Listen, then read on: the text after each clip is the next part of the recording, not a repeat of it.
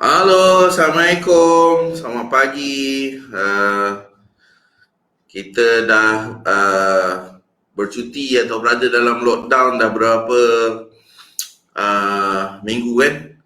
So, sesi FB Live bersama dengan saya, Zaidi Ismail, jurutera Forensik KEWANGAN anda.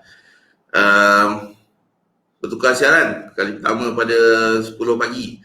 Saya minta maaf sebabkan rancangan saya nak buat FB Live setiap hujung minggu 10 pagi ni tertunggak kan, sebabkan oleh masalah teknikal yang tak dapat saya elakkan. Sebab saya sendiri pun baru berpindah ke premis baru. So saya baru saja berpindah ke pejabat saya yang baru. So ada banyak masalah terutama dalam keadaan MCO dan sebagainya kan. So bagi mereka yang baru mengikuti FB Live bersama saya first time pukul 10 pagi hujung minggu, tolong bagi thumbs up kalau dapat dengar suara saya dengan jelas. Okey, tolong bagi thumbs up sikit ataupun komen di ruangan komen, boleh dengar suara dengan jelas. At least saya sekurang-kurangnya saya tahu yang anda semua boleh dengar suara saya. Okey, tak ada isu. Okey. Tolong komen, boleh dengar suara dengan jelas, boleh tengok video ni dengan jelas, ataupun tolong bagi thumbs up supaya saya tahu anda boleh terima siaran dengan jelas. Sebelum kita mula dengan sesi kita pada pagi ni. Okey.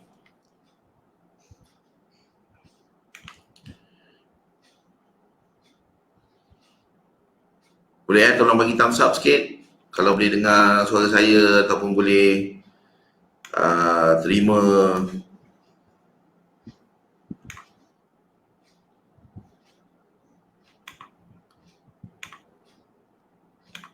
boleh tengok video ni. Alright, semua kata suara boleh jelas, okay, video jelas, Alhamdulillah. Okay, so sebelum kita mulakan sesi pada pagi ni, macam saya bagi tahu pada permulaan bersiaran tadi, saya minta maaf banyak-banyak sebabkan banyak perkara berlaku semasa dalam proses perpindahan daripada premis baru saya, daripada premis lama kepada premis baru. Jadi ada benda yang delay, sepatutnya pasang internet lebih awal tapi tak nak pasang, lepas tu disebabkan oleh MCO dan sebagainya. Okay, jadi saya mohon maaf lah terhadap perkara-perkara tertentu.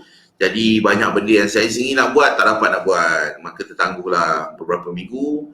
Dan sepatutnya sesi saya bersama dengan Tuan Amrish sepatutnya dilakukan beberapa minggu lepas, mengalami masalah teknikal. Saya ingatkan boleh buat, tapi malamnya tak boleh sebabkan saya perlukan internet yang lebih laju, yang lebih stable lah sebenarnya, kata lain. Jadi tengah-tengah baru nak mula, baru nak sembang tu, jam. Okay, so saya harap pagi ni kita tak mengalami masalah yang sama. InsyaAllah doakan supaya semuanya okey, dengan baik. Okey, so seperti mana yang sebelum-sebelum ni, bagi mereka yang biasa mengikuti ataupun baru mengikuti, saya cuma minta satu, tak payah bayar duit, tak payah nak beli apa-apa, okey. Cuma saya minta satu je, tolong like, share video ni, okey. Terutama tolong share banyak-banyak video ni supaya kita dapat berkongsi dengan lebih ramai orang, okey. So bukan senang nak dapatkan tetamu jemputan saya, okey. Masing-masing ada kekangan mereka sendiri, terutama pula nak kena buat kali kedua pula tu, kan dah ambil masa dia. Kemudian dah ambil masa hujung minggu dah pula, okey. Dan ini ketika MCO baru dibuka ni, masing-masing mula dah sibuk kan. Jadi agak sukar untuk saya dapatkan tetamu-tetamu saya. Jadi bila ada kesempatan macam ni, saya minta tolong banyak-banyak, tolonglah share video ni, okey. Tolong share banyak-banyak, tolong like, okey, supaya video ni lebih tersebar luas. Okey, itu je saya punya permintaan, okey. So tolong share Alright. So jadi so tolong share, kongsikan video ni dengan seramai orang yang boleh. Itu je yang saya mohon, saya minta. Okey. So kita ada topik yang sangat menarik untuk kita bincangkan pada hujung minggu ni, dan ramai orang mungkin tertunggu-tunggu disebabkan oleh moratorium dan sebagainya. Okey, ada banyak perkara yang tak boleh dilakukan, nak buat macam ni kena tunggu dulu. Okey, bank pun tengah masing-masing tengah tunggu dan lihat lah. Okey, jadi semasa proses tunggu dan lihat ni, kita nak buat persediaan. Okey, sebab digambarkan ataupun diunjurkan bahawa terdapat banyak peluang, terutama bagi mereka yang ingin melabur, terutama dalam sudut hartanah, okey, tentang peluang-peluang yang mungkin akan ada menjelang akhir tahun ni. Okey, tapi nak melabur dalam hartanah kena buat persediaan. So antara persediaan paling utama adalah persediaan pembiayaan hartanah. Okey, jadi kalau nak melabur dalam hartanah kena ada duit. Okey, so biarpun ada banyak teknik, ada banyak kaedah yang boleh melabur dengan modal yang kecil, tapi macam mana pun nak beli kena ada pembiayaan, kena ada pinjaman hartanah. Okey, so hari ini saya bersama dengan tetamu istimewa, Tuan Amrish naik. Beliau merupakan perunding pembiayaan hartanah. Okey, saya kenal Tuan Amrish ni dah lama, bertahun-tahun. Beliau pun banyak bantu saya dalam mengendalikan kes-kes berhubung dengan pembiayaan hartanah. Jadi saya memanggil beliau atau menjemput beliau untuk sama-sama berkongsi dengan kita. So apa yang beliau tahu tentang pasaran pembiayaan, yang mana mungkin kita boleh ambil kesempatan lah, dengan kata lain. Okay, take the advantage, take the knowledge supaya kita boleh bersedia apabila industri ni dah bersedia untuk kita, dengan kata lain. Okay, so tanpa melengahkan masa, saya menjemput Tuan Amrish untuk bersama dengan kita. Okay, sekejap ya. Saya kena buang tiga ni sekejap. Hello, good morning. Morning. How are you, bro? I'm good. How are you? Fine, I'm good. Okay. Terima kasih kerana bersama dengan saya pada pagi ni. I know that you are sibuk semua. So, thanks again. Okay. So, thanks again. So, apologize, minta maaf awal-awal dulu sebab hari tu kita punya plan togetherness tu tak dapat nak dilakukan because of the technical issues. So hopefully hari ni everything went smooth. So you can share together with all of us what's going on. So apa yang berlaku dalam pasaran pembiayaan hartanah ketika ini. So give you the chance to go, bro. Okay, alright. So good morning guys. Good morning everyone. Actually first of all I nak terima kasih dengan Zaidi, okay, because menjemput saya for this session lah, live session. Okay, because I think pembiayaan hartanah ni topik yang sangat penting. Okay, I rasa ramai nak tahu what is the current situation and how was it like before and maybe after. So I rasa I boleh dapat sharing serba sedikit berkenaan dengan pembiayaan hartanah. So I harap kita sama-sama boleh menimba ilmu lah. So I think I already saw somebody came in and then some of it I think most of it are all your clients lah, Tuan Zaidi. Okay, which you have referred to me actually. So I'm happy to see them there. And selamat pagi and also selamat berpuasa guys. Okay, so I think without wasting any more time, I think let's go into the slides. Is it okay, Tuan Zaidi? You have anything Okay, to so you have a slides. Alright, let's get you in.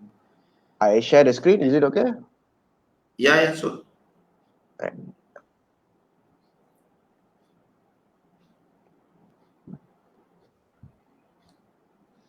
Tak masuk lagi. Okay.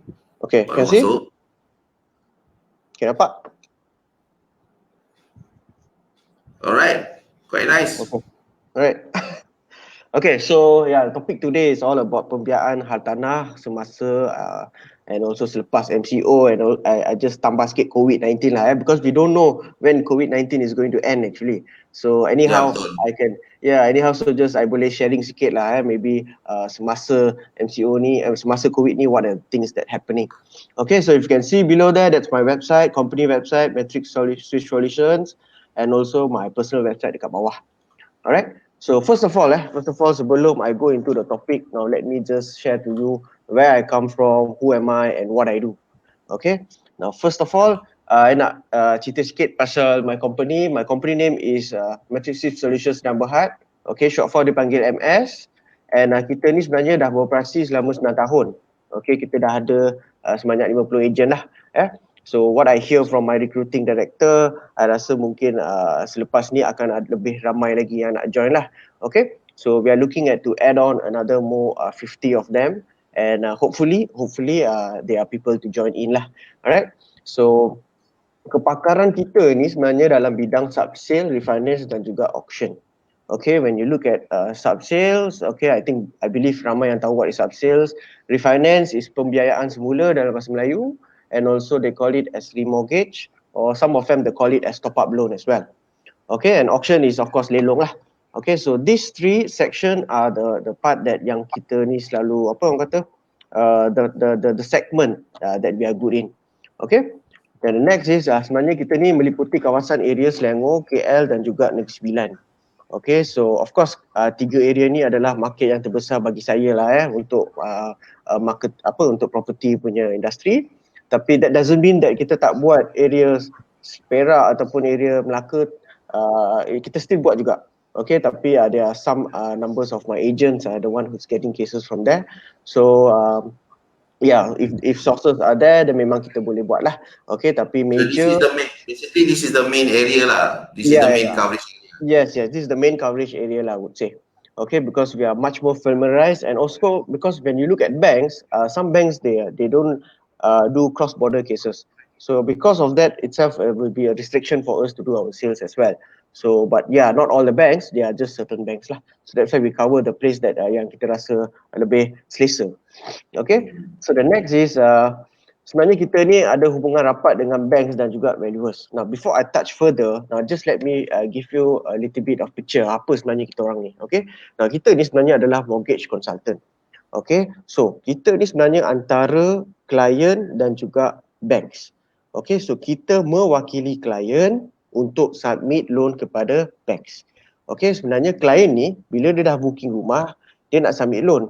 Okay, so kita ni sebenarnya we save the client's time. Tak perlulah klien tu pergi satu bank untuk pergi survey dia punya package lah, rate lah and all that. So we just cut off their time.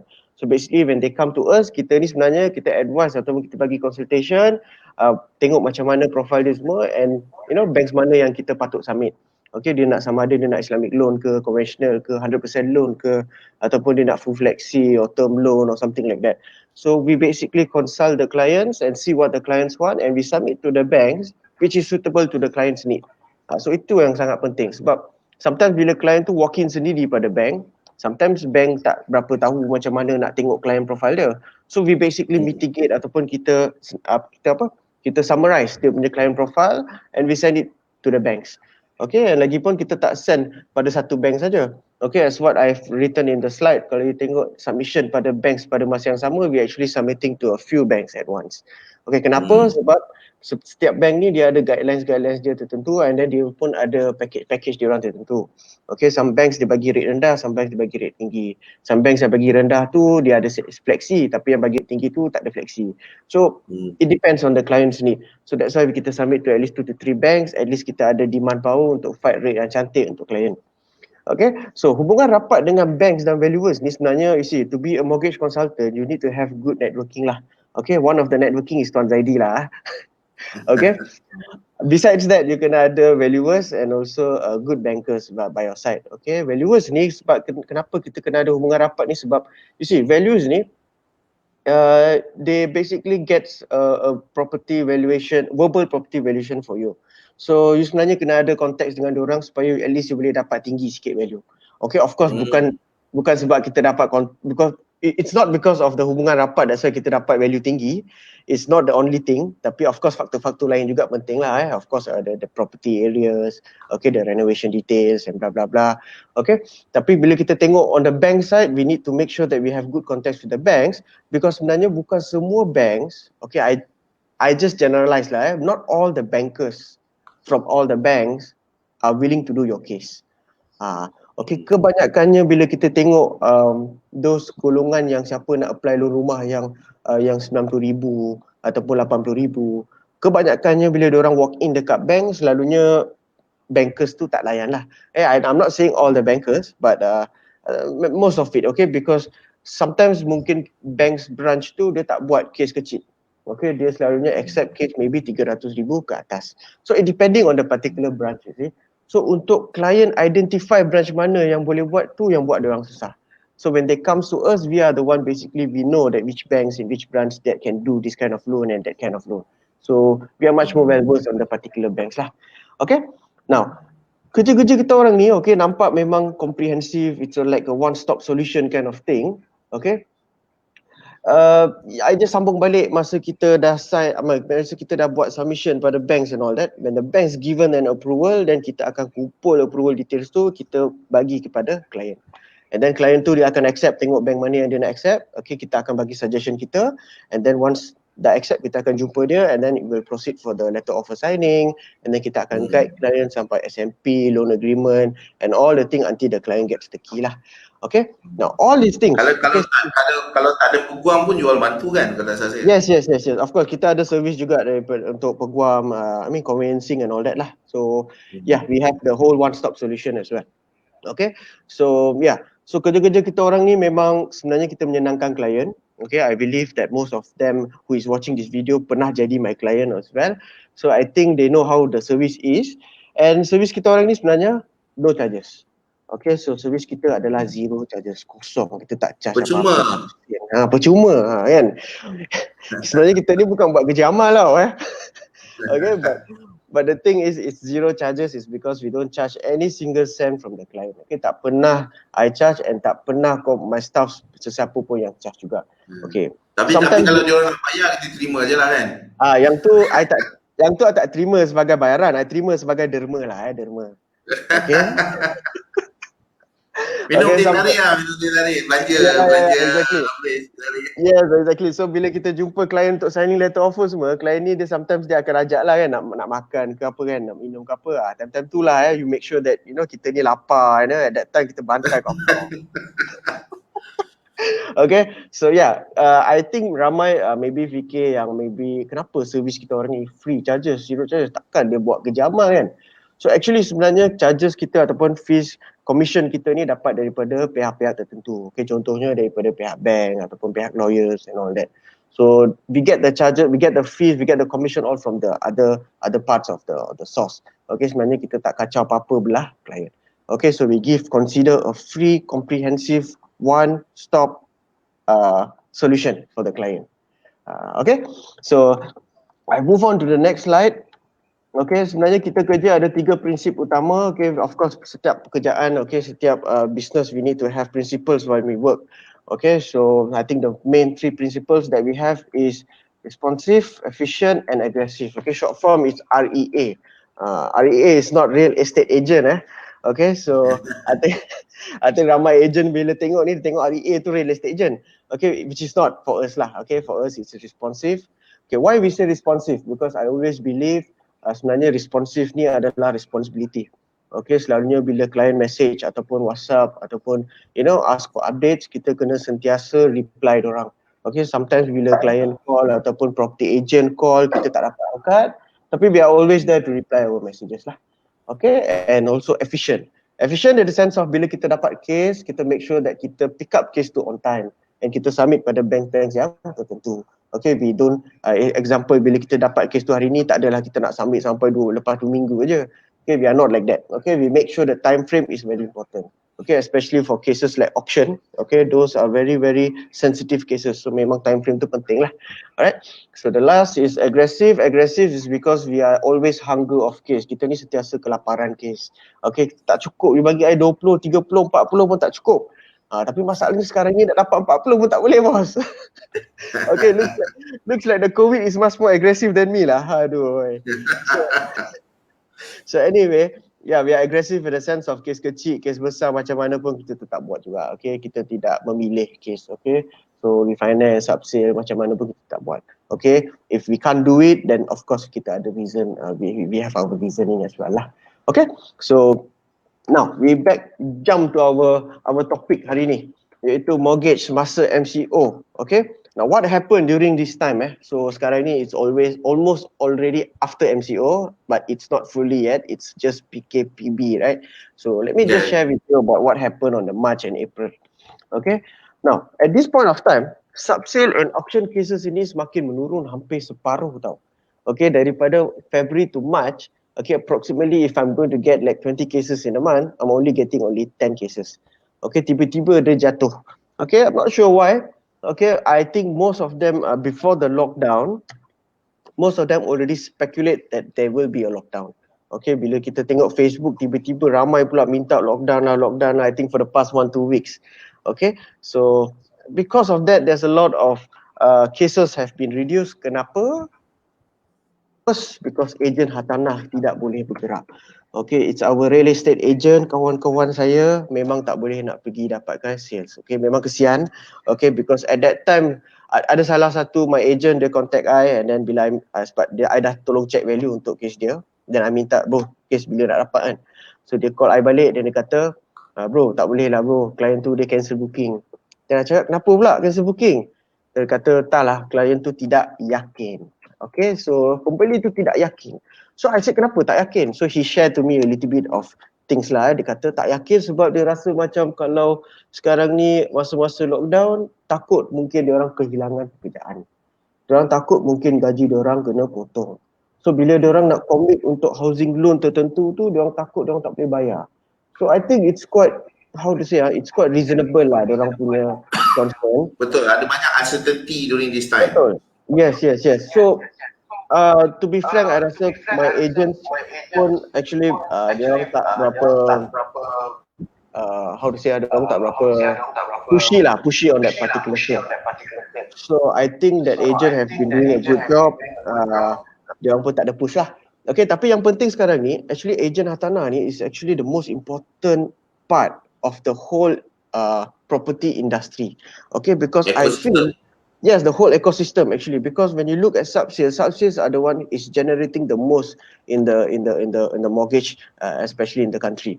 So I feel tanpa dia orang bergerak ni susah, sebab bila dia orang tak bergerak, dia orang tak dapat buyer tak dapat booking, dia orang tak dapat refer buyer tu pada saya. So I pun tak adalah, makan pasir je lah kan, nak makan apa bos. Okay, so I'm very sad on behalf of agent hartanah as well. Kesian diorang, kes-kes yang booking tak boleh nak collect booking, tiba-tiba kena cancel. Okay, I'm actually there's a lot of big cases and there's a lot of cases that tak boleh tau. So buyer pula dia minta tunggu. Bro, tunggulah bro, lepas MCO nanti bila rumah tu ada lagi, bila ada rezeki, then I pun belilah. Kalau rumah tu ada lagi lah. Kalau rumah tu ada lagi lah. Kalau tak ada, kalau Tuan Zaidi jumpa rumah tu, habis lah. Okay. So and then one more thing is jangkaan penurunan harga rumah. Okay, these things as well. I had because during the MCO I had a lot of Zoom video call with a lot of property agent, a lot of leaders actually. So bila diorang cerita pada I benda ni, jangkaan penurunan harga rumah, this is what speculation ataupun the assumption that buyer ada sebenarnya. Sebenarnya benda ni, penurunan harga rumah, for me I feel harga rumah is actually rumah is property, right? So property is an asset. So assets for me, for property, always appreciate. Okay, it won't depreciate. Okay, if it's depreciating, that is maybe to a certain factors. Mungkin very rare benda tu. Okay, tapi locality lah. Yes, correct. Tapi when you look at the majority of the paket, I think selalunya harga rumah ni sentiasa meningkat. Mungkin apa yang I boleh jangka is because mungkin property ni dia punya harga rumah mungkin tak akan meningkat dengan lebih tinggi. Okay, maybe when you look at yearly increment, maybe it takes about maybe 10% the previous years. Maybe at this point of time it takes about maybe 6% or maybe 5%. So peningkatan tu mungkin akan ada control dekat situ. Okay, so mungkin dia tak akan meningkat dengan lebih tinggi. Okay, so penurunan harga rumah ni, Zaidi. Go ahead. Yeah, so penurunan harga rumah ni actually to be frank, actually sebenarnya harga rumah ni is being set by the owner. Okay, owner yang nak jual rumah. So sekarang ni untuk owner yang jual rumah yang I cakap tadi, agent cancel, yang buyer cancel booking tu, so owner rumah tu mungkin dia sedih lah sebab dia mentang-mentang dia nak jual rumah. He can have all the reason in the world dia nak jual rumah, tapi tiba-tiba bila buyer tu cancel booking, dia kena cari buyer baru. Bila nak cari buyer baru tak dapat, and then semua buyer tu nak tunggu lepas MCO saja. So he feels that maybe I can buang harga. So bila buang harga tu, harga rumah akan jatuh. So actually the concept is actually more towards like a buang harga concept. Okay, because sooner or later we look at selepas MCO, if let's say people is losing their job ataupun when people have their salary cut, eligibility diorang ataupun kemampuan diorang untuk apply loan rumah tu tak boleh dapat macam dulu. Okay, bila eligibility tu dah kurang, maka owner nak jual rumah tinggi-tinggi pun a bit quite tough. Okay, walaupun owner nak jual within the market value. Okay, so most probably it's going to be a buyer's market more than before. So, owner pun tak boleh nak choosy sangat. I call it for me, bagi saya for me, I call it, bagi saya I think the industry is doing some correction. Because for the past few years ada banyak overvalue property. So some of this overvalue property, dia bukanlah kata harga tu turun, bukanlah value dia turun. Yang turun tu mungkin harga tapi value remain the same. Betul. So berlaku correction terhadap harga. So harga tu I think lepas ni will be match with the demand, and will be matching balik dengan the actual consensus of the industry. Betul. So banyak player sebelum ni, terutama developer yang letak harga yang agak tinggi, okay, with a lower value but higher price, sebab dia tahu demand tu ada. So now when the demand go back to normal ataupun the demand corrected itself, so kita akan dapat harga yang lebih sustainable lah, dengan kata lain. Betul. Yeah. When you look at undercon, when you touch about undercon, which I also feel the same lah. Sebab sometimes undercon pricing, I feel not sometimes lah, most of the time undercon pricing ni dia sebenarnya bagi harga Yahudi orang panggil kan. So I feel it's quite high price lah sebab dia tak ikut kepada market valuation. I think because most probably dia orang set price tu based on future market price, which also not reasonable lah sebab they have their own costing and all that. They put everything inside. The 10% pun dia letak kat dalam, the lawyer fee semua dia letak kat dalam, and then they come out and they said you just need to pay just 1,000. So so yeah, for undercon you look at long term it's fine lah, but at this point of time most probably unit-unit yang tak terjual tu mungkin diorang akan buang harga juga. So just watch out lah guys kalau betul. So watch out lah guys kalau memang you guys memang area nak beli rumah, manalah tahu SP Setia ke Eco ke kan. So I don't know, big developers most probably diorang takkan buang harga macam tu lah, tapi when you look at the small developers nak cari makan bersusah, so most probably they might put the price rock bottom lah.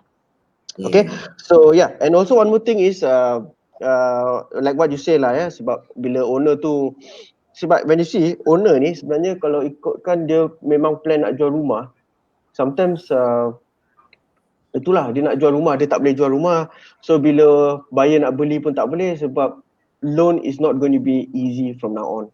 Okay, so that is the most toughest thing. Okay, loan is not going to be easy from now on.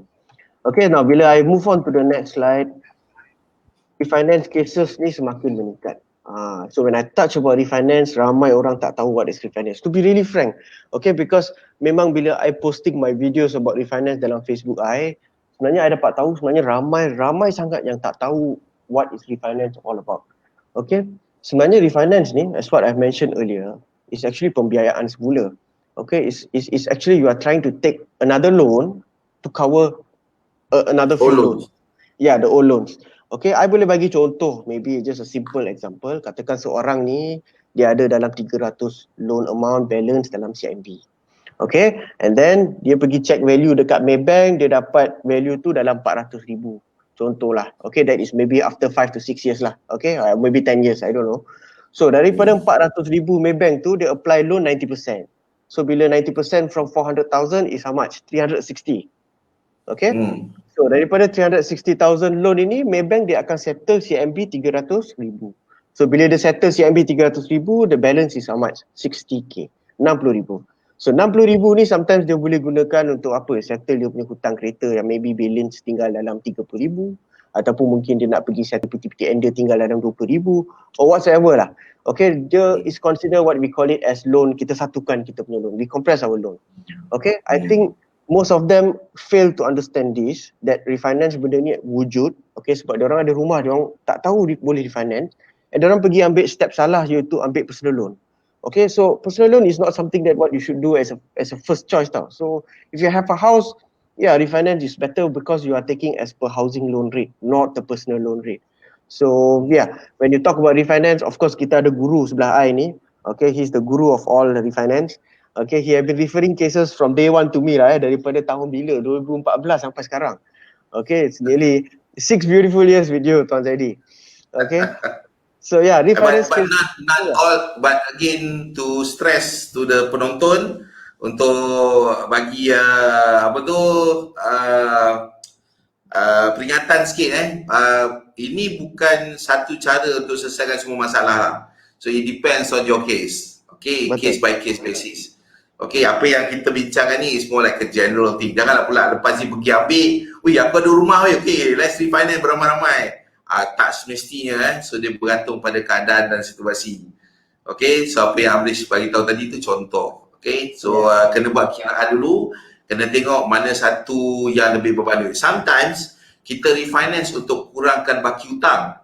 Okay, tak semua case kita refinance untuk ambil hutang baru. So ada case yang kita refinance untuk kecilkan hutang lama supaya you have a better cash flow.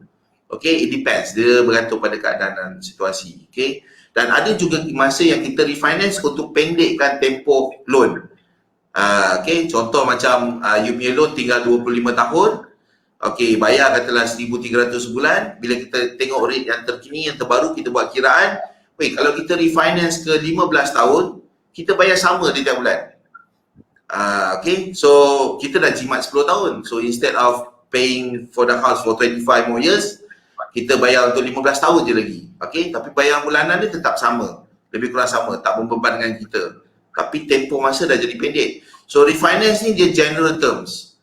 Okay, dia boleh buat macam-macam dengan refinance. Terutama refinance rumah. So dia bergantung pada matlamat kita lah. Okay, so proceed bro. Yep. Yeah, you are right lah bos, betul. Because when you look at refinance, memang you kena ada motif. You need to have your objective why you refinance. Sebab memang tak guna kalau kita refinance ni simpan cash tak tahu nak buat apa pun tak guna juga.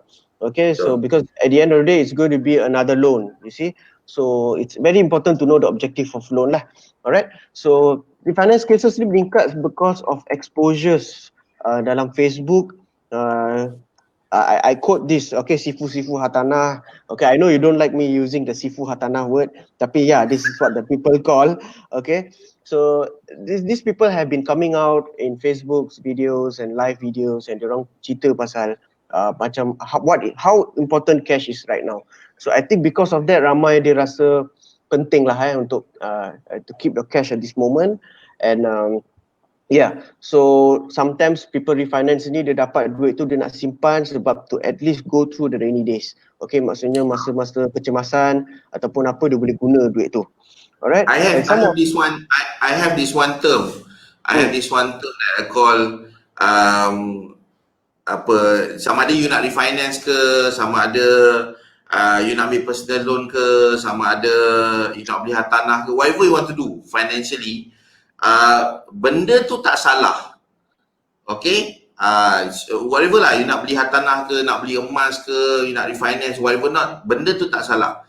Yang salah adalah kaedah dia, the technique that you are doing yang salah. Okay, you can buy a car, okay, you beli kereta, beli kereta tak salah, tapi ramai orang beli kereta yang salah. I always tell that, you know, you beli rumah tak salah, tapi ramai orang beli rumah yang salah. Okay, you ambil loan, you ambil pembiayaan untuk beli hartanah tak salah, tapi ramai orang ambil pembiayaan ataupun loan yang salah. Okay, so be very careful, hati-hati, okay, terutama bila dapat pandangan atau bila dapat this new knowledge daripada orang-orang, dari tak kisah nak pergi di sifu ke siapa ke, okay, kena tengok diri kita dulu, okay, selalu tengok matlamat kita. Okay, apa yang dibincangkan tu tak salah, tapi kadang-kadang kita buat yang salah. Okay, sebab kita tak adapt ataupun kita tak buat ikut kita punya acuan, kita buat ikut orang lain punya acuan. Kita nak makan karipap, okay, so kita buat sepatutnya dapat karipap, tapi kita dapat pie. Okay, sebab karipap dengan pie tu lebih kurang sama kan, lebih kurang macam tu.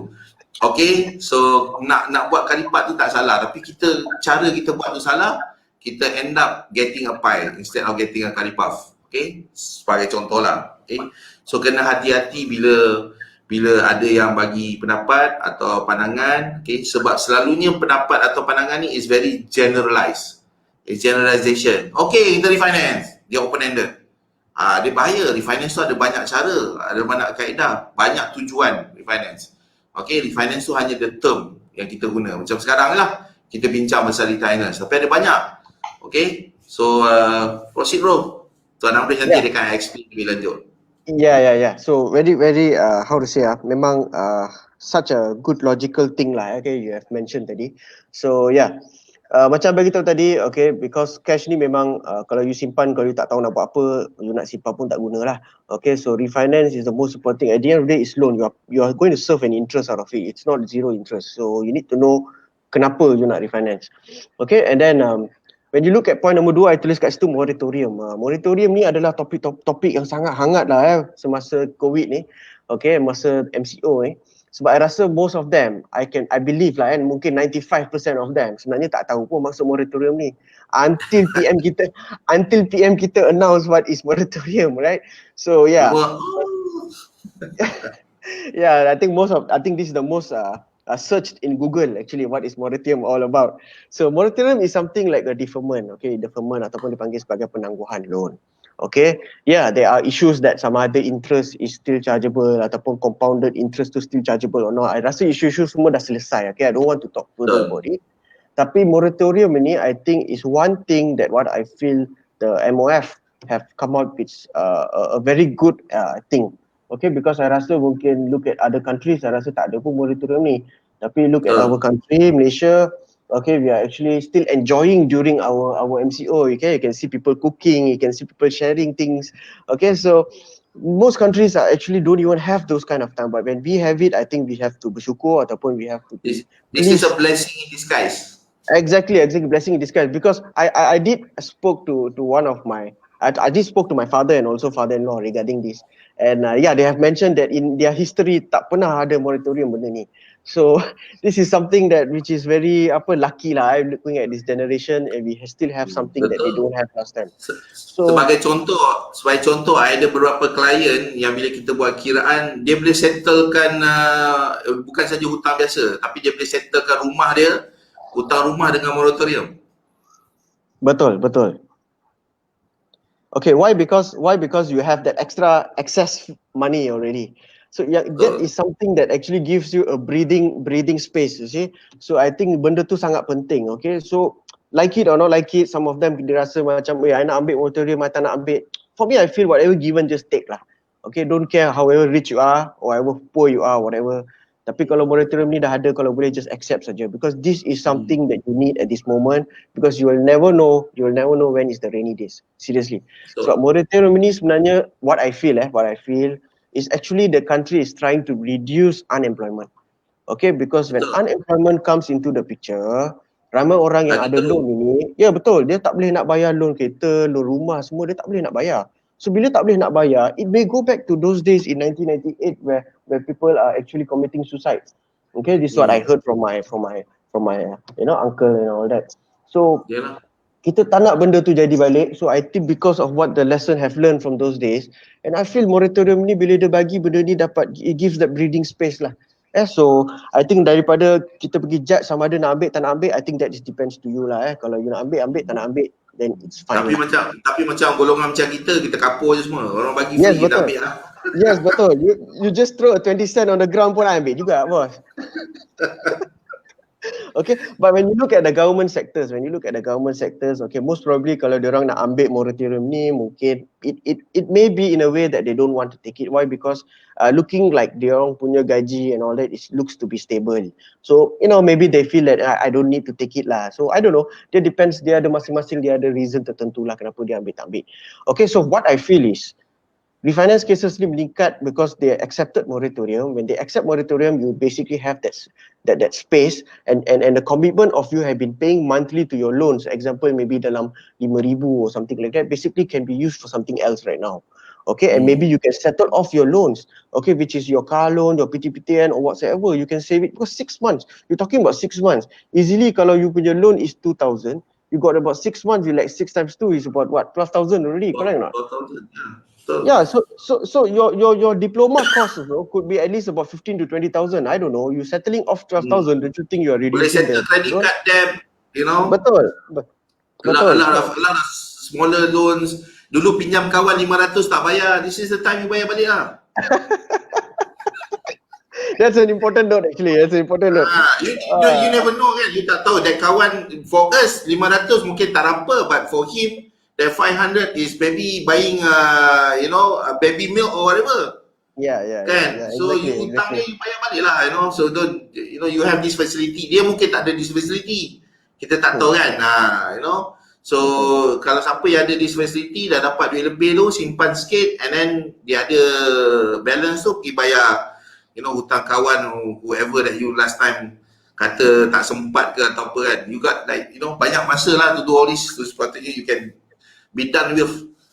Betul. You see, at the end of the day, kalau you rasa you nak bayar balik hutang tu, bayarlah. Tapi kalau macam mana moratorium bagi pun, kalau niat you tak nak bayar balik tu, macam mana pun you tak bayar. Itu perangai buruk lah.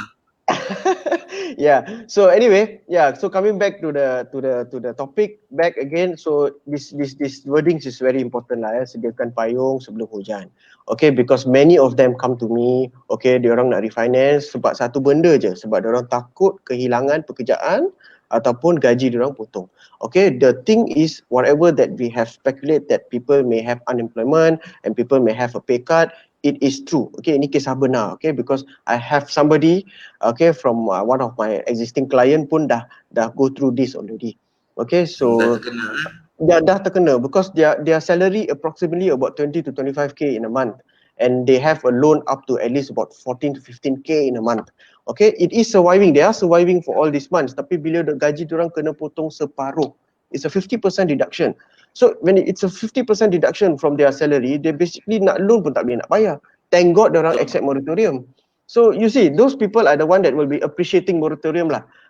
Okay, yang tak ada loan, yang tak ada apa-apa loan tu, memang diorang tak tahu pun benda moratorium tu, right?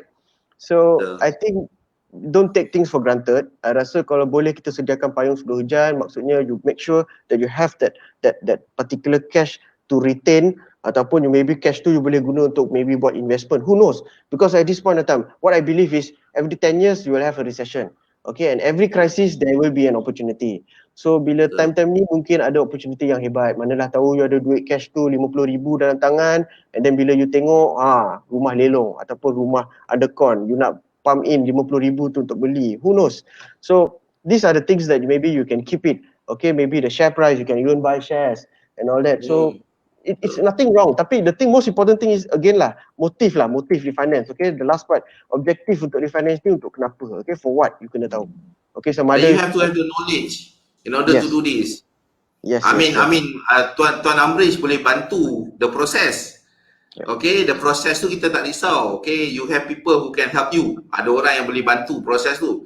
Tapi kalau you are not knowledgeable, kalau you sendiri tak ada ilmu, why you doing this, apa matlamat, how to use the money, lepas tu nak pilih yang jenis macam mana, what type of refinancing, bla bla bla, semua tu kalau tak tahu, nanti jangan salahkan orang lain yang tolong you refinance. Betul. Okay, dia dah tolong refinance, dia kata okay, I'm done, nah duit you all, nah ada extra 100,000, lepas tu nanti besok bila duit tu tak tahu pergi mana, dia tak tahu nak urus, dia kata ini semua salah Tuan Amrish lah, itu dia tolong saya refinance, dapat 100,000, dia tak ada advice saya pun, Itu bukan kerja dia you need to understand. Itu bukan kerja dia pula nak tolong advice, duit ni patut buat apa dan sebagainya, dia ada banyak klien nak kena urus. Okay, sebagai contoh lah. So kena hati-hati. Yeah. So yeah, that's what you said lah. That's why selalunya bila orang nak refinance ni, you cannot just come out from the blue and then you rasa macam I nak refinance lah. You need to have a motive lah, kenapa and all that lah. Alright, so I feel that you actionable plan. Yes, correct. Because like what you said, some of them, because the interest rate sekarang ni rendah. Okay, later I'll touch about that. So sometimes bila orang nak refinance sekarang ni, maybe sebenarnya untuk pendekkan dia punya tahun. Okay, sebab bila dia pendekkan dia punya tahun, dia akan rasa macam I sebenarnya bayar yang sama saja.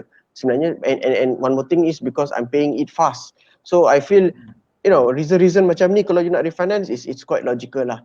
Okay, don't just refinance because some of them bila dah ada duit jadi bila dia orang dah ada duit dalam tangan the money tak ingat. Okay, dia orang punya spending tu macam tak ingat dunia tau.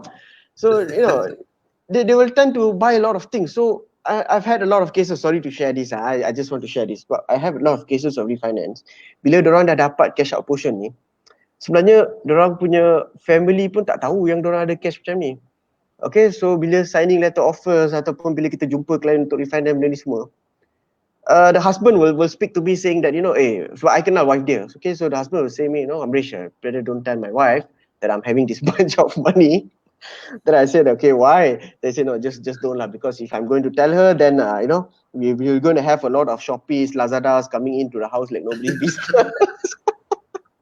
So it's a joke lah, okay, it's a joke. Okay, I'm not saying that most women are like that. Tapi there's also a lot of interests. Suddenly it's not just Shopee and Lazada. A new car drive to the driveway. Yes. That's why I told him, I said, you don't be thinking that only your wife is going to make such decision. You may make that decision too. Manalah tahu you nak tukar kereta ke kan. So then he said, yalah betul lah bro, dah dapat duit, dah macam ni lah kan, timbul lah kan, you have that tanduk on your head, Okay, so I think I'll move on to the next slide. Okay, now whatever I speak is all about semasa and now it's about selepas MCO. Okay, it means that at this moment of time is considered selepas MCO. And how is it going to be like? First is mungkin peningkatan case and subsale and auction ni dia akan meningkat. Okay, but in a very slow pace because again not all the buyers yakin. Some buyers mungkin dia akan dapat rasa okay, rumah yang I tunggu selama ni still tak ada orang beli. So I nak beli sekarang ni. So the slow pace are there. And in fact previously the lands office and also some developers office semua tutup. So bila dia tutup, tak boleh nak dapat consent, tak boleh nak dapat developer confirmation dan tak boleh nak berjalan. Tapi right now, I think since most industry have open and I think dia punya cases pun akan bergerak secara slow pace. Tapi of course, it's not going to be so high as how last time is. Okay, in a very slow pace saja. Okay, so yeah, to be frank, after MCO announcement on the 4th May, people start working and all that. Basically, we start getting cases of sub-sales and also auction cases I tak dapat lagi, tapi sub-sale cases I got it already. Okay, now why auction tak buka lagi kan? Kalau tak silap saya. Yes, betul. Auction tak buka lagi. I think what I heard from my... try to do online auction if I'm not mistaken. Yes, exactly. That's what I also... Yeah, that's the thing. I'm also waiting for that actually. Tapi the thing is, they haven't come up with a conclusion yet. Tapi I rasa auction on the public market, that how they used to go for auction, I think most probably is going to take about 1 to 2 months from now. Okay, because it is still risky for everybody to stay together, and I think it's better for them to delay a little bit. Why I'm saying that peningkatan case auction ni tiba-tiba akan meningkat? Sebab before they announce lockdown, they have already a whole bunch of list of auction in the particular bank. The bank's listing of auction. Backlog. Yes, the backlog. So those are the listing that are being hold at the moment. So I think they are going to release it anytime soon. You have to understand, siapa yang accept moratorium ni is the one who actually have a good payment behavior of 90 days before. So those people who have not been having those good payment behavior, most probably if they lose job or whatsoever, their houses may go into auction as well. So auction cases somehow rather it will increase in the future, tapi sekarang ni kita tak nampak sebab we are looking at maybe 2 to 3 months from now lah. Okay, now the next is transaction of pembiayaan rumah akan meningkat sebab rumah ni adalah keperluan. Okay, whatever said and done, we are Malaysian, we are typical Malaysian. Bila kita dah ada kerja, first thing what comes our mind is buying apa? Kereta, then rumah, then after that credit card. We still have this thing, then baru mungkin girlfriend. Okay, so we have these three main keperluan. So yeah, rumah is also the main. Tapi of course klien-klien yang pergi jumpa Zaidi, you jangan pergi cakap yang you dah ada kereta BMW umur 24 tahun. Memang you kena lah, memang you kena. Okay? Okay? I okey je. I sebenarnya okey je. 24 tahun pakai BMW, I kata okey, no problem. Okay, yeah, so you know, some of them bila dia ada kereta, because when you see like what Zaidi said tadi, when you look at kereta, is actually you are buying you actually buying a wrong car. Buying a car is not a problem, tapi you buying a wrong car. Okay, not because you know you buying you see when you buy an expensive car, simple je. I think Zaidi punya term, when you buy an expensive car, you actually parking it actually at the parking lot. So sebenarnya you bayar installment rumah, you are parking at the parking lot ni. Bukan je semua orang tengok pun. So he actually, you know, encourage people to take Grab and go to work. It's much more cheaper. Okay. So yeah, you know, bak kata orang, 4 tiang is always better than 4 tayar. Okay. So better to buy house because the value appreciate, and you buy car, the value depreciate. So keperluan is rumah is always a keperluan. Siapa-siapa yang beli rumah, you see Zaidi, to be just for your record 2014 when I start doing this line industry I tend to understand at that year, most of them siapa-siapa yang beli rumah tu selalunya umur 30 tahun ke atas. Okay, when sooner or later it gets maybe 2015 to 2016 like that I've come to know that actually kebanyakan kes itu datang daripada umur yang 24, 25. Okay, some even have 23 as well as a joint applicant. So pendekatan ataupun maybe the exposure about property ni is getting more positive among the market. More better. Because people like you, Zaidi, to be really frank, people like you and people like a lot of other seafoods outside there, they are basically giving a lot of free knowledge actually, basically to make you understand kepentingan pembelian rumah. Okay, so yeah, as what I told you, pembelian rumah akan meningkat sebab rumah ni sentiasa akan menjadi keperluan. Alright, the next is peningkatan case reject. Kenapa? Okay, now reject cases is going to be massive this year, this time. Okay, now Ramai yang kenapa? submit, ramai yang kena reject. Betul, kenapa? Okay, now because I just show you a simple graph first lah. Okay, table. Okay, now when you look at this table I'm not going to show some graph lah, up down punya graph lah, candle light or whatever is it, all these things I don't going to show. It's a simple table. When you look at this, 2019 to 2020, I just compare these 2 years. This is my personal sales, okay? Nothing got to do with my company, it's my personal sales. When you look at January, okay, when you look at January, you have the submission cases. And then when you look at approval, you have the approval cases. Okay, bila you tengok dekat bawah sekali, you can see actually the approval rate that what I have is about 80% out of the cases, okay, which is approval. Bila kita tengok rejection is about 20 cases. It means that example today kalau I dapat 10 case, maybe 8 cases approved, 2 cases maybe it's rejected. That has been the record maybe the past 2 to 3 years along the road.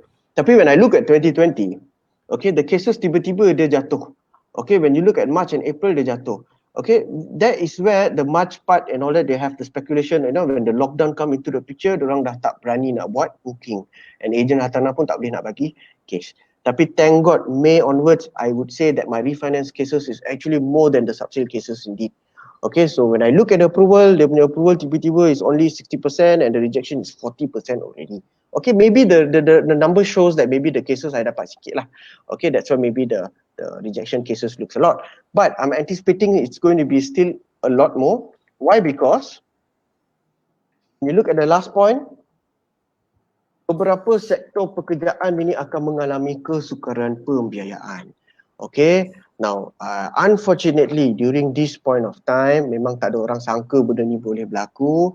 Tapi yeah, these sectors, first is tourism, ONG, airline, hotel, F&B and also malls, shopping malls. Okay, so these are the sectors that are actually affecting the banks. Okay, I'm not going to say which bank are the one who come out with the circulars ke apa. I tak boleh nak bagi tahu pun because I'm just basically giving you a general view saja. So tapi most banks already come out with this. Okay, daripada dia punya tab yang dah buka sekarang ni, dia orang tengah tutup dia orang punya tab. Ketatkan dia punya tab. Okay, so yeah, to be said again, unfortunately kawan-kawan yang kerja ataupun klien-klien yang kerja in this particular industry most probably can be affected. Okay, sebab sometimes diorang tahu kerja diorang ni mungkin akan tak ada kerja. Mungkin when they go to office one day, they see a letter and that could be the last day. Okay, ataupun they go to office, they see the letter, dapat pay cut. Okay, so sakit bagi diorang, and orang-orang macam ni lah nak refinance tu jadi susah. Okay, because they have a lesser income. Orang-orang macam ni kena datang jumpa saya dulu. But yeah, betul. Okay, I definitely will promote you, Mas. Okay, so yeah, memang Ini golongan utama yang kena restructure dahulu. Sebab siapa minat nak melabur ke, nak beli tanah duduk rumah sendiri ke apa ke, tu tak kisah.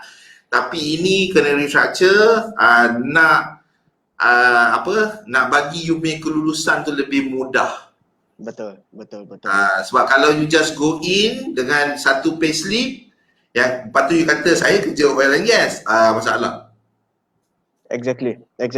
So for me, I feel don't take things for granted lah. Don't think that you know everything lah. Kalau boleh, you need somebody to look at your profile. Okay, because when you decide everything yourself, you basically have that particular conflict of interest. Okay, you have that thing in you that you tend to choose what you want to do first. Tapi when you have a third person to look at it without any interest, diorang lebih clear boleh nampak what you can do or what you cannot do. I think you have clients semua, kalau boleh please go ahead and find Tuan Zaidi ke apa. You tengok I buat marketing kau okay. So please go and see him. Okay, to be really frank, okay, this is off the record lah. Okay, to be really frank, most of them siapa-siapa yang datang daripada from Zaidi's contact to me, I get all quality clients. No joke, I get all quality clients, and normally it approves. Okay, the always question is what package that they want. Itu saja. Okay, DSR dia boleh lepas, scoring dia okay. So for me, I feel Tuan Zaidi, you're doing a pretty good job. Okay, of course I can't judge that lah. Okay, you're one of my sifu as well. You see, so yeah. So come back to the topic that this particular pekerjaan ini akan ada kesukaran because there are already circulars coming up from the banks. Tapi don't worry. Okay, I'm just saying that don't worry sebab it's not that you tiba-tiba ada payslip, contoh AirAsia, I just use AirAsia lah, airline. Contoh you ada payslip AirAsia and then you nak beli rumah ataupun you nak refinance, and then bila you pergi dekat bank tertentu and then bank tu reject. It doesn't work that way. Okay, it's all depending on case to case basis. Bukan semua reject. Okay, depending on case to case basis. That's why don't take risk terus masuk bank. Okay, you can meet somebody first like Tuan Zaidi or what, get your advice done, and then you come and meet me. Okay, because I'm going to submit to the banks that can approve your loan. Okay, this is very important. So jangan pandai-pandai pergi buat macam ni bila loan dah reject semua bank. When the banks have all the records of rejections of loan, you want to get an approval from another bank pun dah 3 kali kena reject, susah. Exactly. So we don't waste time lah. Okay, kalau boleh kita gunakan masa tu betul-betul. Okay, but again back to the topic again, I feel at this point of time it's just sekarang sahaja. Okay, buat masa ini saja yang akan mengalami kesukaran pembiayaan all these sectors. Okay, it's not going to be for long or it's not going to be forever. Okay, we are looking at maybe the next few months. But if economically Malaysia picked up well, kalau kita boleh can keep our unemployment low, and I think that basically kita punya rating untuk approval for this particular industry can be higher. Okay, so don't give up. Okay, at this point of time saja. Okay, kawan-kawan just relax dulu. Please go and see Zaidi. Just get a breathing space first. Okay, jangan kelang kabut. Alright. Now the next thing is sambung a little bit. Okay, some banks you're going to have a guidelines yang ketat. Okay, yes, like what I just mentioned lah. Okay, dia dah ketatkan dia punya water tap. And when you look at dia punya risiko, sebenarnya banks are actually making the particular guidelines more tighter. It's because of risk. Itu saja.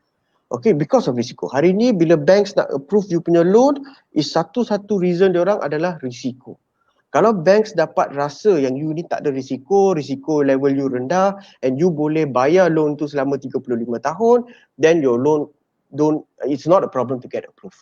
Okay, tapi bila dia rasa risiko you tinggi based on apa yang pekerjaan sebelum ni, the thing that I've mentioned, so most probably diorang akan rasa diorang takut. Okay, kalau I bagi loan pada orang ni, takut kalau dia kehilangan pekerjaan ataupun dia kena potong gaji, macam mana dia nak bayar balik loan kat saya? Okay, when you talk about banks, you talk about interest. Okay, you cannot separate them. Okay, diorang punya keuntungan is from the interest. Okay, so they are willing to give out loan if you have a lower risk. Itu sangat penting tu.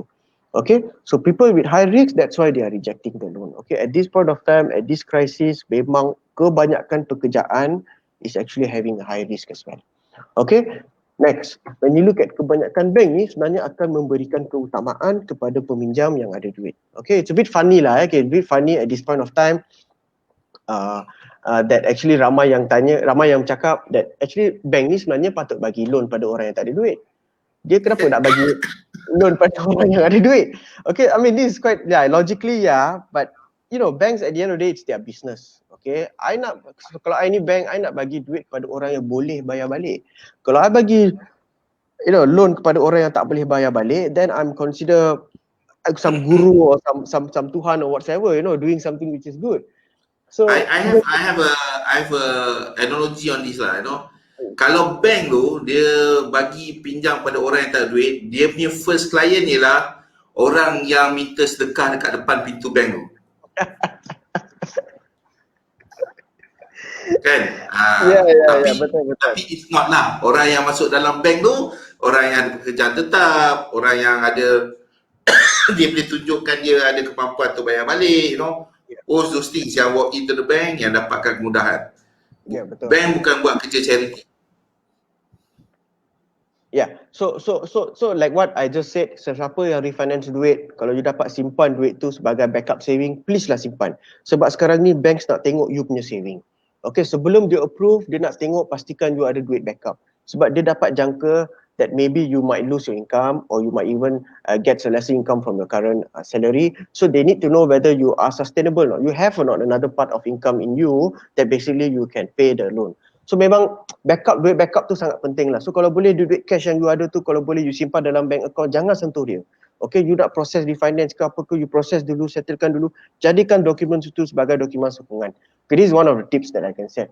Okay, this is very important because when you have cash to show to the banks will feel confident in giving you out loans. Okay, mana-mana yang patut reject pun kemungkinan boleh approve. So that is so important that to keep cash in your account. Okay, so the next is interest rate. Okay, now currently the OPR rate baru-baru ni dah turun. Okay, I rasa this year dah turun maybe dah 2 ataupun 3 kali if not mistaken.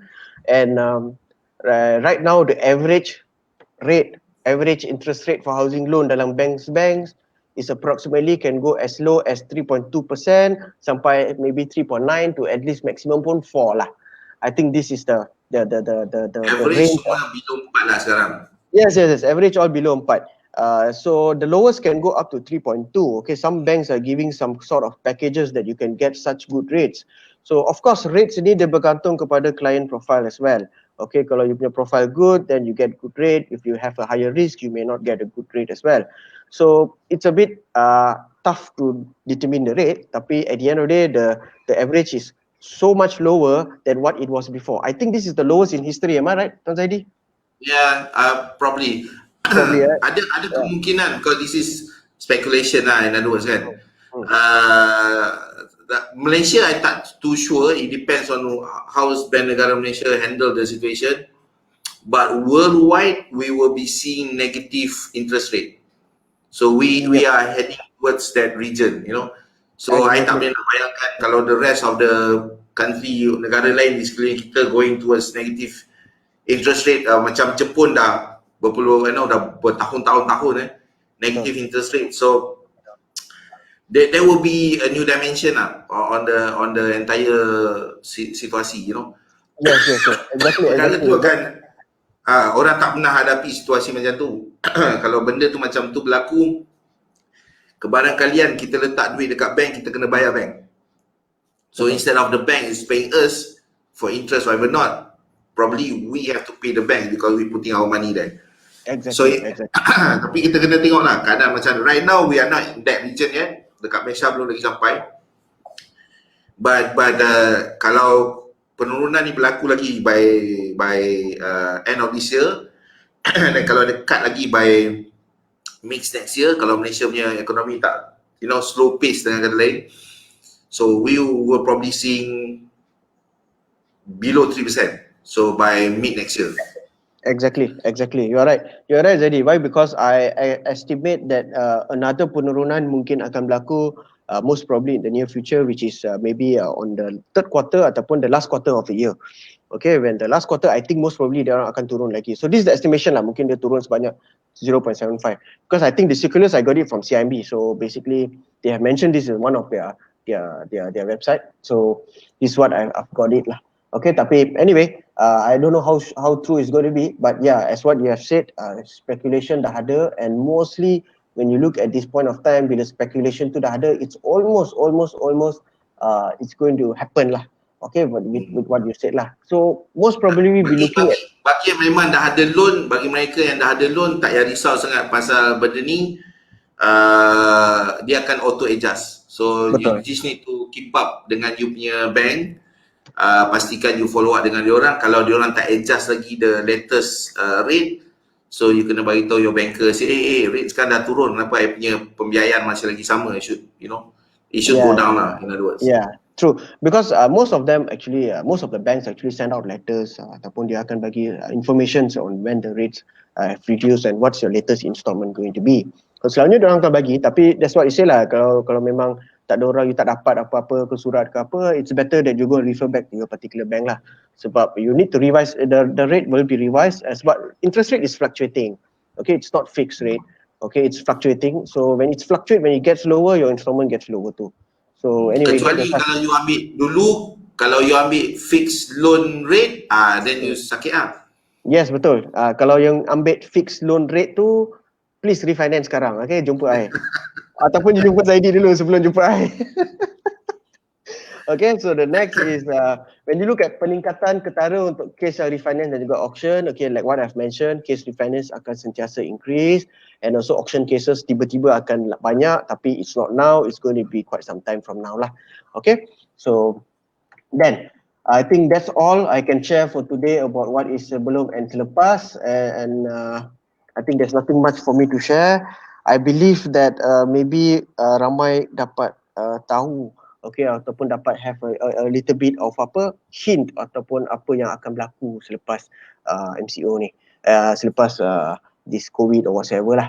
Okay, so I hope that people will take advantage and jangan buat keputusan betul-betul ni. Just don't make decisions too soon, too fast. Kalau boleh jumpa somebody, get a little bit of advice, and write down your commitment, look after your income or whatsoever, and then baru you planning seterusnya. Jangan terus, because of market pressure, because of all the seafoods are asking you to refinance, and then you pun just go ahead with all the refinance. Don't do that. Okay, this is the best time for those siapa yang ada time. Okay, when you have time at home, please look out your financial portfolio. Okay, you try to make sure that your documentations are all okay. Try to cantikkan your payment behavior, because all these are basically a preparation when the time that you are going into loan. Okay, so persediaan tu penting. Okay, jangan pergi tanpa bersedia. Okay, so make sure you make sure you have all the tools right sebelum kita apply loan. Sebab kalau tak, kita apply loan ni kita susah. Sebab bila kita dapat klien ni, kalau scoring tu tak cantik, okay, bila dia punya dokumen semua tak lengkap, and then bila kita nak masuk loan tu, it's a rejection, you see. So bila rejection, is going to waste your time, it's going to waste my time, everybody's time. So kalau boleh, you try to filter first yourself.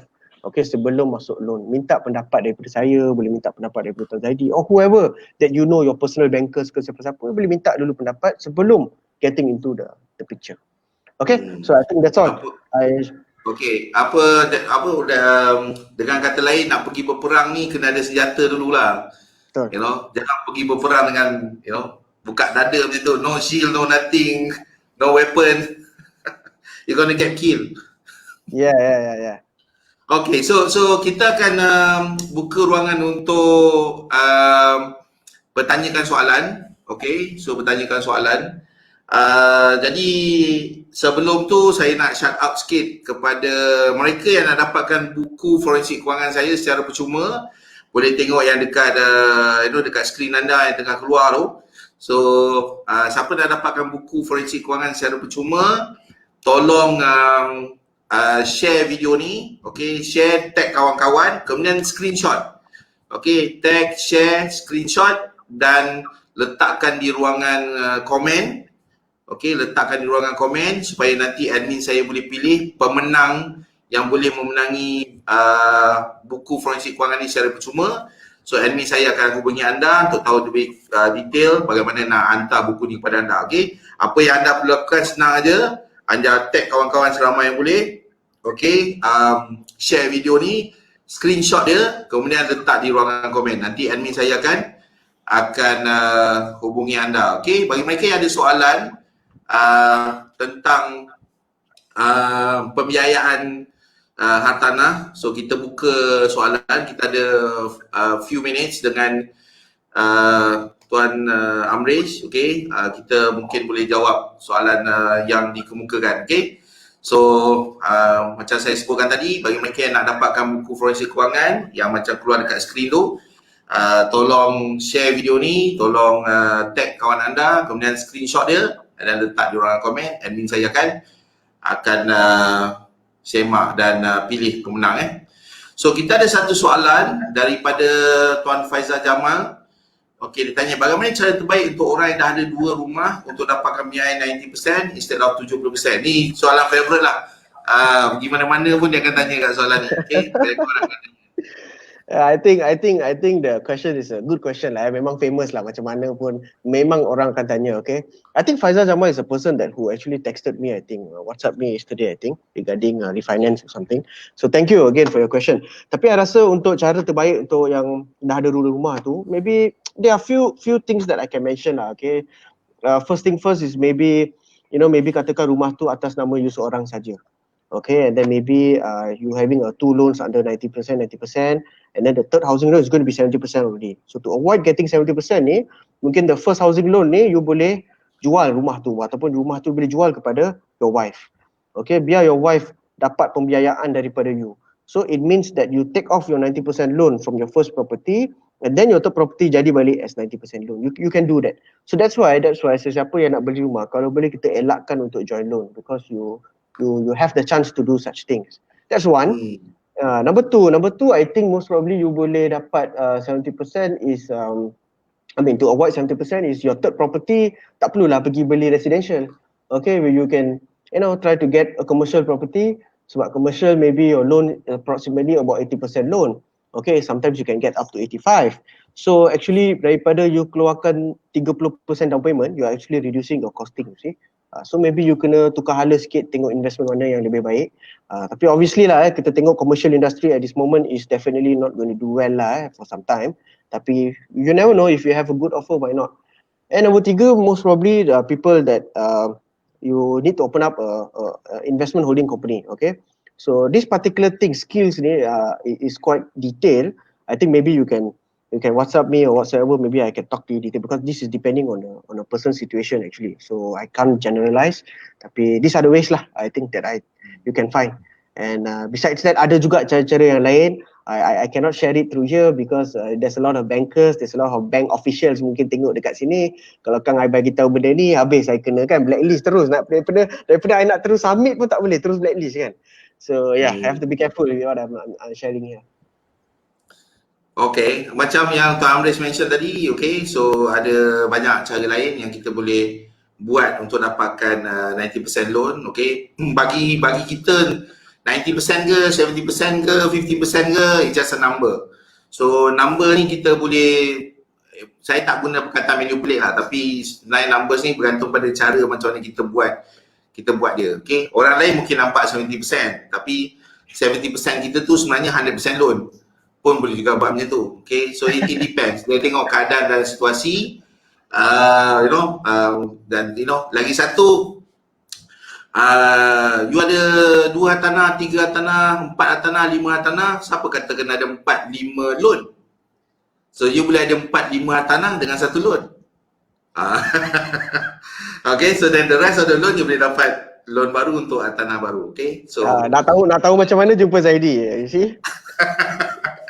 Okay, so yalah, ada banyak cara lah dengan kata lain. Yep. Okay, alright, so ini pun soalan favourite juga.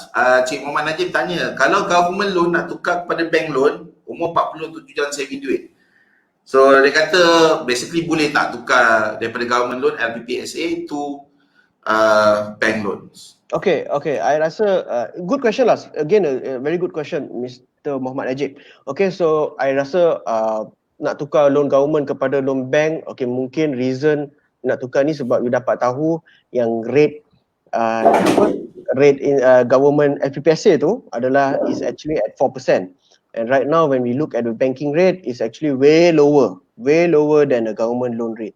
So maybe you nak refinance, basically tujuan untuk saving duit, I think it's a good thing lah. I rasa, tapi sebelum you refinance tu Encik, I rasa better you jumpa Tuan Zaidi ke sesiapa, make sure that you tahu motif you nak saving duit tu macam mana. Okay, it can be like taking out your cash and just keeping aside, or you can be like macam keluarkan untuk settlekan hutang-hutang, ataupun it can be like keluarkan duit tu maybe nak beli rumah ke apa ke whatsoever. You can also do it. Because your age is 40 years old, I think kalau kita ikutkan, kalau kita nak apply loan, your loan can go up to 30 years. Okay, sebab dia maksimum umur 70 tahun. So you can get a 30 years of tenures daripada mana-mana bank. Because from government, when you look at refinance from government to a bank loan, sebenarnya last year 80% of my refinance cases are actually from government loan to the bank loan. So it's doable as long kalau you punya DSL semua cantik, then I think shouldn't be a problem lah, Muhammad Najib. Encik Muhammad Najib. Thank you. Okay. So, another soalan daripada Encik Mat Hussein. Dia tanya, apa yang terbaik kalau kita dah ada 2 rumah yang dah habis bayar atas satu nama? Mortgage. So, dia tanya, mungkin remortgage? Yeah, okay. Alright, so another good question, Mr. Mat Hussein Saleh. Okay, so yeah. Apa yang terbaik kalau kita dah ada dua buah rumah yang dah habis bayar dan atas satu nama? Okay, it means that katakan sekarang ni dah ada 2 rumah and all that is under your name sajalah kan? Okay, if this the case, that's right. The reason untuk remortgage tu kena ada lah. So, if you rasa you nak remortgage satu unit dulu and then maybe daripada duit tu you nak buat something, then it's up to you. Okay, it's back to actually the question of objective refinance. Sebenarnya kenapa you nak remortgage? Okay, kalau you tak ada reason nak remortgage, then better not, because you already have a property in hand, and mungkin bila you dapat rental income tu, it's actually a clear net profit you having it monthly. So why refinance? So yeah, you kena tahu apa reason untuk refinance. In your case, most probably, maybe what I feel that you can remortgage is to maybe get another unit. You can buy another unit actually. Sebab kalau rumah dah settle, tak ada loan apa-apa, nak refinance, nak remortgage, boleh saja, tak ada masalah. You can get as much as a 90% loan. Boleh, tak ada masalah. Okay, despite make sure that your income is okay, you punya documents semua cantik. Okay, then I think shouldn't be a problem lah. So again, it's up to your decision kenapa you nak remortgage. So yeah, it's not a problem kalau nak remortgage. Okay, so macam Tuan Amris kata tadi, ada kaedah tu ada banyak lah, you know, sebab kita bukan kat sini nak bincang pasal kaedah dia. Yang penting lah matlamat tu, okay. Kalau dah sedikit berumur, mungkin kita boleh gunakan cara ini untuk retirement pun boleh juga, okay. So dia bergantung, you kena tengok matlamat tu kena jelas lah. Lepas tu baru kita pilih apa kaedah yang paling sesuai. Remortgage pun ada banyak cara dan ada banyak pilihan remortgaging, okay. So takut nanti kalau tersalah remortgage, takut jadi komitmen yang besar pula pada diri sendiri, okay. So kena tengok, kita kena kira dulu. Okay, so ini rasanya soalan yang sama. Saya government service telah ambil loan rumah dengan bank. Oh, okay. So basically dia kerja government tapi ambil loan dengan bank. Bagaimana untuk pendekkan tempoh bayaran? Daripada masa yang sama ada backup sharing. Boleh refinance ke? Okay. So ini kalau saya tolong jawab untuk Amris lah. So secara ringkas je boleh refinance. Part refinance tu tak ada masalah. Apa-apa loan rumah you ada, semua boleh refinance. Tapi kat sini saya rasa yang paling utama adalah jenis refinancing tu. Okay, sebab kalau you kata nak pendekkan loan rumah, waktu yang sama nak ada backup cash, dia kena ada specific type of refinancing. Okay, you tak boleh, contoh lah you tak boleh, kalau nak buat benda macam ni, you tak boleh ambil term loan sebagai contoh. You tak boleh refinance ambil term loan. Nanti you ada komitmen yang tinggi. Okay, you memang ada extra cash, tapi waktu yang sama ada komitmen tinggi, tapi tak boleh nak pendekkan baki hutang. Okay, jadi kalau kena buat refinancing dengan kaedah lain, okay. So kalau saya boleh nyatakan sini, mungkin you boleh buat term plus overdraft sebagai contoh. Okay, term plus OD. So term, you boleh kecilkan you punya existing baki hutang supaya ansuran bulanan jadi kecil. overdraft, you punya backup cash. Waktu yang sama, you punya term since dia dah kecil, you boleh pendekkan tempoh loan tersebut. Okay, tapi macam mana nak buat, itu nanti kena berurusan dengan Tuan Amrish lah, for example. Okay, dia akan bagi banyak pilihan. Betul. Cara macam mana nak refinance dalam bentuk macam tu. Betul, because when you touch about OD, sebenarnya ada je banks yang boleh refinance, ada the cash out portion tu you boleh guna OD. You tak perlu nak guna term loan pun whatsoever. Sebab OD tu, if you know how to use the OD in a proper manner, I rasa benda tu lebih membantu. Okay, there's two ways of some people dia nak refinance, like macam you see, you nak katakan nak kurangkan Puan K. Azura, okay, katakan nak kurangkan your tempoh pembayaran tu memang boleh sebenarnya, because at the end of the day, for you to choose your payment years, 10 years, is depends on you. Kalau you nak 15 tahun, nak 25 tahun, 20 tahun pun boleh, tapi you need to know your actual years lah, berapa you tahun you nak and kenapa. Okay, so that is the most important thing. So again, government loan to a bank loan is not a problem at all, as long you rasa benda tu dapat membantu, then please go ahead. Right? Okay, so we have another question daripada Cik Mael Yahya. Dia tanya, adakah rental agreement valid for next submission loan as income? Okay, good question, Mr. Mael Yahya. Okay, rental agreement is still valid. Okay, why? Because it is a property that you have, you are giving out rental, is a rental income. It is only valid kalau you ada tenancy agreement stamping and making sure that agreement rental tu masuk you punya bank statement at least 3 bulan. Okay, to prove there's incoming. Okay, so some banks bila kita submit dekat banks tu, banks dia akan minta SMP. Okay, dia nak tengok sama ada rumah tu you punya ataupun tidak. Okay, because some of them have been doing sublet, so you may not have an SMP. So see, that's come back to square one lah. Bila kita nak submit bank, kita kena tengok banks punya guidelines yang mana yang minta ni, yang mana yang minta tu. Okay, tapi bila banks minta SMP, most probably they want to see how many names in your SMP.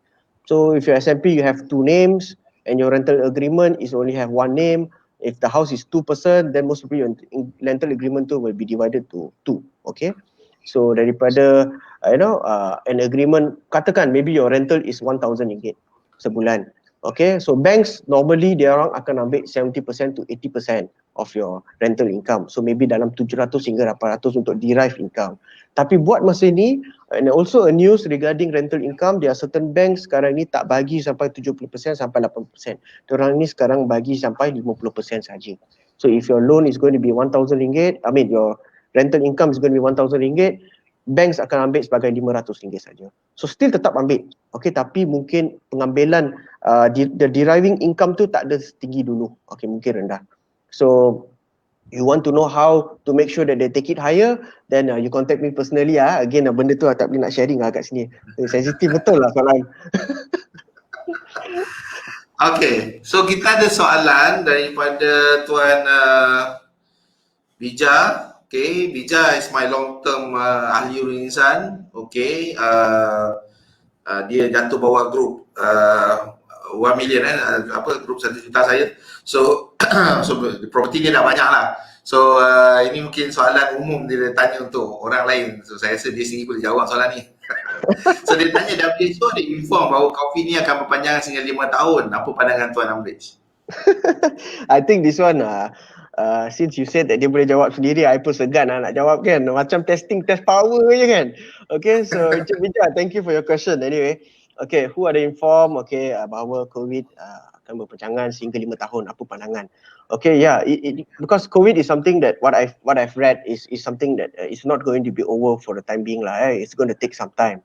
So yeah, as long economically if it's being affected by COVID, and because of that kita punya industri hartanah pun affected, then too bad kita have to go through like this for the next 5 years lah. Tapi what I heard from the circulars saying that mungkin dapat dia punya vaksin within as fast as 18 months. That's what I heard lah. So tak tahulah boleh dapat ke tak, maybe 1 to 2 years kalau vaccination tu dapat jumpa and then kita dapat there's a cure for this COVID-19, then I believe that the next 4 ataupun 5 years is going to be a property bull run. Okay, it's going to be crazy for property market. Okay, tapi as long there's no vaccination being found or there's no effort being done, then I don't see how great this industry can shine. Okay, tapi based on mortgage, macam apa Tuan Zaidi bagi tahu, yes, we are going into a negative market and most probably we are looking it coming anytime soon. So, we don't know sebab benda ni kita sebenarnya as Malaysian, in Malaysia is facing first time this kind of pandemic and this kind of situation. So it's a little bit hard for us to anticipate ataupun a little bit hard untuk kita speculate benda yang akan berlaku sebab mungkin benda yang akan berlaku adalah benda yang tak pernah berlaku. Okay, so I think that's maybe my pandangan on ni lah. Thank you Mr. Jika.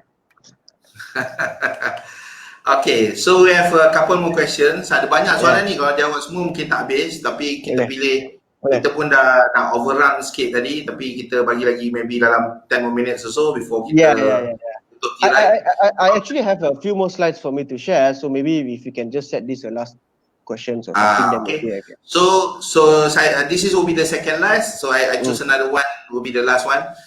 Okay. So this second last question dia tanya, okay, mana satu lebih baik untuk refinance? Refinance biasa I think term loan lah, ataupun refinance dengan overdraft. Yeah, I think Tuan Zaidi knows this answer better. So That depends lah. Sebenarnya benda ni nak term loan ke, nak overdraft ke, dia alat. Okay, so jangan tanya. Dia cerita dia macam ni lah, lebih kurang. So jangan tanya seorang jurubana, okay, nak pakai tuku besi bagus ke nak pakai pahat? Sebab dia akan pakai dua-dua pun. Okay, sebab apa? Dia bergantung pada you nak buat apa. Kalau you buat rumah rebat ayam, different lah tool dia. Tapi kalau you nak buat rumah banglo, tool dia is different. Okay, tapi mungkin juga dia pakai tukul dengan pahat, maybe at different time. Okay, for example, for us, orang macam kita, ini hanya satu alat. This is just a tool that we use. Okay, so ini bukan dia punya end result. Ini bukan dia punya destination. So this is just the vehicle. Kenderaan nak pergi ke destinasi tersebut. Okay, so for us, vehicle ni kita boleh tukar-tukar. So kita tengok keadaan dan situasi. Betul. Okay, so hari ni mungkin pakai kereta, besok mungkin pakai motor. Okay, so janganlah tanya pakai kereta bagus ke pakai motor bagus. Tengok lah. tapi pakai kereta lah kan. Yeah, betul. Tapi I appreciate Encik Afizi punya question, okay, because he asking dalam situation sekarang, okay. So back to square one, I still feel that kalau you refinance biasa pun boleh, nak refinance dengan OD pun boleh juga. Tapi you need to know what's your future plan, okay. Bukan sebab just nak refinance saja, okay. The future plan you nak maybe to invest a property ataupun maybe to what, then you think that OD is going to be better, then go ahead. So at the end of the day, is your motive kenapa nak refinance. So sebenarnya dalam situasi sekarang ni, you nak refinance macam mana pun is okay. Okay, janji you refinance tu you ada motif, shouldn't be a problem. But of course, situasi sekarang the best time to refinance is because the rate is superb at this moment. So you should take opportunity kalau you rasa ada benefit lah nak refinance. Thank you Mr. Hafizi. Alright. Ni soalan terakhir daripada Puan Intan. Dia tanya bagaimana kes baru beli rumah dah sign agreement tapi belum start bayar. Bolehkah kita ingin kurangkan rate atau ambil faedah yang low rate? I mean, soalan dia boleh renegotiate balik dengan bank ke bila dah sign? You see, now let me read back again Puan Intan. Macam mana baru beli rumah dah sign agreement tapi belum start bayar bulan, bolehkah kita no, you see the thing here is actually when you sign your letter offers, probably maybe your rate katakan pada masa itu adalah 45%, tapi you tak serve apa-apa lagi installment sampai you dapat kunci rumah, something like that, right? So bila you nak serve installment masa itu, if the rate already reduced to 4% ataupun to lesser than 4%, you're actually currently going to pay the lesser rate. So actually sebenarnya rate tu is fluctuating. So if today you haven't start paying the higher rate, which is good lah sebenarnya, you don't come out with a lot of money yet. Tapi kalau bila nak start bayar installment tu, bila rate tu dah jatuh, memang bank pun dah revise dia punya rate, so automatically you actually paying lesser already. You tak perlu nak pergi minta untuk kurangkan rate. So that's the case actually. Tapi kecuali kalau dia punya rate, dia punya loan is fixed rate lah. Correct, exactly. When it's a betul. When it's a fixed rate, then yes. That's why fixed rate is not a good time lah at the moment. Kepada sesiapa yang rasa fixed rate is the best time, I think it's not really a good time. Sesiapa yang ada fixed rate tu, I think it's better to refinance to get a little bit low rate and have a breathing space maybe to settle off your other loans or whatever lah. Sebab anytime you nak apply balik fixed rate pun boleh je, nak refinance balik kepada fixed rate pun boleh je. So you need to know what you need at this moment lah untuk apa kan. Okay, so thank you Puan Intan. Alright, so terima kasih pada soalan. I think Tuan Amrish Yeah. nak kongsikan sesuatu dengan kita. Yeah. Can you share back your... Can. I share back my screen. Okay, I hope that ramai, kalau boleh jangan leave the group, jangan leave the session dulu. Okay, because I'm going to give a little bit of good offers kat sini.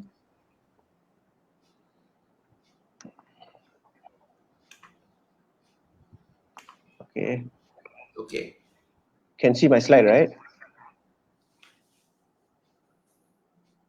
Okay, so now kebanyakan orang actually sebenarnya dia orang maybe have a lot of questions. I actually appreciate your questions sebenarnya sebab ramai yang nak tahu lebih lanjut. So I think I'm going to share my contact number later and you can basically ask me all the question. Tapi the first and foremost, siapa yang segan nak tanya ke apa, you can always look for Tuan Zaidi first and then you can refer back to me pun boleh je. Tapi I'm here actually to offer you something as well. Okay, the first thing first, kalau kita nak apply loan rumah ataupun kita nak refinance, yang sangat penting adalah kita check profile kita dulu. Okay, which is the first thing is to check your secris. Okay, so make sure your secris is cantik and make sure your payment all cantik. So sesiapa yang ada masalah untuk check secris, basically you can get me to check your secris. Okay, if you can send me the details that I need for me to check the secris, then it's only 50 ringgit only. Okay, you can get it on the spot, you can get a secris report together. Tapi this value untuk dapat secris ni sebenarnya dalam RM25 if not mistaken dalam market. But to me is only RM15 saja. You tak perlu buang masa nak pergi Bank Negara Malaysia whatsoever to print the secris report. Okay, I can get it within hours. Okay, that's one thing.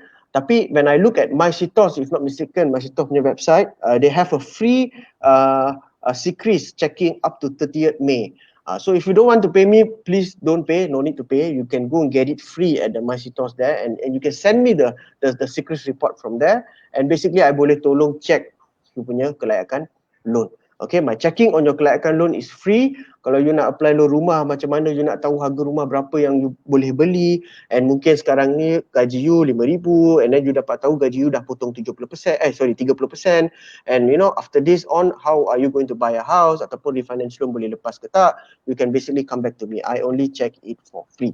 Okay, it takes me about 15 minutes to 20 minutes sahaja untuk bagi tahu sama ada loan you lepas tak lepas and mostly calculation I is approximately 90% accuracy. Okay, 10% tu I leave it to approver. Sebab I'm not the approver, yang sign ke atas tu orang lain bukan saya. Okay, sebab every clients have a different risk. Okay, different scoring system. So scoring system tu I tak boleh nak detect. Alright, now the next thing is syaratnya untuk buat ni adalah you kena join Telegram group and channel saya. Okay, so you just join my Telegram channel ataupun my Telegram group, okay, so that I know where the source are coming from. I dah bagi the link dekat description of the video. Jadi selepas ni siapa tak nak salin ke apa ke, boleh pergi ke description video ni, tengok dekat description, dia just click and then boleh masuk to the group ataupun to the channel lah. Betul. So in my channel basically what I'm going to do is every week I may be sharing a lot of videos about loans, mortgage ke apa ke ataupun update terkini daripada banks ke whatsoever, DSR changes ke apa ke whatsoever, I akan sharing dalam channel. So you know, get yourself updated dekat situ. It's a free knowledge, it's a free thing, you don't need to pay anything. But if you want my service, it's also free. You can contact me, okay? My number is below and my email address pun dekat bawah. Okay, I hope everybody's happy with my first offer and my second offer. Okay, now I'm sorry Tuan Zaidi, I'm taking your time, is it okay? No problem, go ahead. Alright. I'm sorry to take everybody's time as well.